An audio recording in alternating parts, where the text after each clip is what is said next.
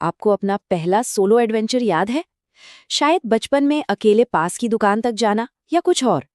आज हम एक ऐसी ही कहानी सुनने वाले हैं, एक 8 साल की लड़की की, जिसके लिए एक सिंपल सी बस राइड एक लाइफ चेंजिंग एक्सपीरियंस बन जाती है। तो सोचिए जरा, एक 8 साल की लड़की का सबसे बड़ा ड्रीम क्या हो सकता है? कोई फैंसी टॉय, किसी मेले में जाना, या कुछ एकदम हटके? तो मिलते हैं बल्लिया मई से। प्यार से सब उसे वल्ली बुलाते हैं। उम्र सिर्फ 8 साल, पर सपने काफी बड़े। उसकी पूरी दुनिया ना बस उसके घर के दरवाजे तक थी।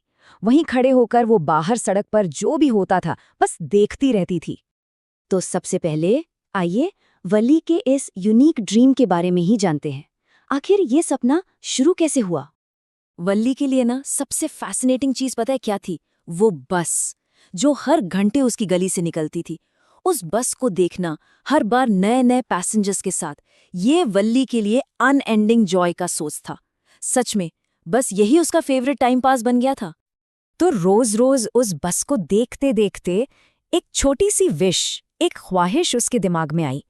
और फिर वो विश वहां बढ़ती गई, इतनी बड़ी हो गई कि अब वो एक ओवरवेलमिंग डिजायर बन चुकी थी। जिद थी कि बस उस बस में बैठना है, चाहे चाहे बस एक बार ही क्यों ना हो। और इस ड्रीम को पूरा करने के लिए वल्ली ने बनाया एक प्रॉपर मास्टर प्लान।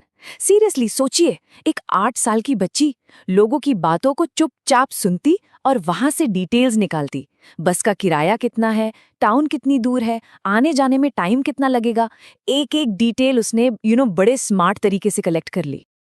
फिर आया सबसे बड़ा चैलेंज, पैसे। आने और जाने के लिए पूरे 60 पैसे। एक 8 साल की बच्ची के लिए, जिसके लिए ये पैसे एक फॉर्च्यून थे, एक खजाने से कम नहीं। और इस खजाने को जमा करने के लिए उसने क्या कुछ नहीं छोड़ा। पेपरमिंट्स, टॉयज, बलून्स, हर टेम्पटेशन को रेजिस्ट किया। और आखिरकार वो दिन आ ही गया। चलिए देखते हैं मैडम का सफर कैसे शुरू हुआ। तो एक स्प्रिंग आफ्टरनून की बात है। बस आहिस्ता आहिस्ता चल रही थी, तभी एक छोटी सी पर कॉन्फिडेंट आवाज आई, stop the bus, stop the bus. और एक नन्हा सा हाथ कमांडिंगली बस को रोकने के लिए उठा। अब जो कंडक्टर था वो काफी जॉली, हंसमुख किस्म का इंसान था। उसको वल्ली का कॉन्फिडेंस देखकर थोड़ा अम्यूजमेंट भी हुआ। इतनी छोटी सी लड़की अकेले टाउन जा रही है, वो थोड़ा सा सरप्राइज था, बट उसे मजा भी आ रहा था। और बस यहीं पे कंडक्टर ने मजाक में उससे कह दिया, oh please don't be angry with me my fine madam. और बस तभी से वली का नाम पड़ गया मैडम।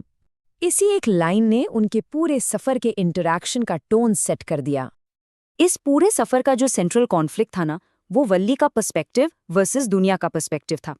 वल्ली के लिए वो कोई बच्ची नहीं थी, उसने टिकट खरीदी थी, वो एक पैसेंजर थी। वो साफ कहती, I am not a child, I am 8 years old। पर दूसरी तरफ बस के बाकी अडल्ट्स के लिए वो बस एक बच्ची थी। वो उसे बोलते, ऐसे खड़े मत रहो, बैठ जाओ। ओके, तो अब आते हैं उस मेन रीजन पर जिसके लिए वली ने इतनी मेहनत की। खिड़की के बाहर की दुनिया। वल्ली तो जैसे अपनी आंखों से सब कुछ डिवावर कर रही थी। बस एकदम नई नवेली थी, ग्लीमिंग व्हाइट जिस पर ग्रीन स्ट्राइप्स थे। अंदर ओवरहेड बार्स बिल्कुल सिल्वर जैसे चमक रहे थे। सीट्स इतनी सॉफ्ट और लग्जूरियस। और खिड़की के बाहर एक कनाल के साथ चलती हुई सड़क, पाम ट्रीज, दूर दूर तक पहाड़ और वो नीला नीला आसमान। और फिर बस खेत ही खेत, acres and acres of green fields. जहां तक नजर जाए बस ग्रीन ग्रीन एंड ग्रीन। ये वल्ली के लिए बिल्कुल एक नई दुनिया थी। ऐसी चीज उसने पहले कभी कभी नहीं देखी थी। और अचानक ही वल्ली खुशी से तालियां बजाने लगी। क्यों? क्योंकि एक छोटी सी गाय पूंछ हवा में उठाए बस के ठीक आगे आगे भाग रही थी।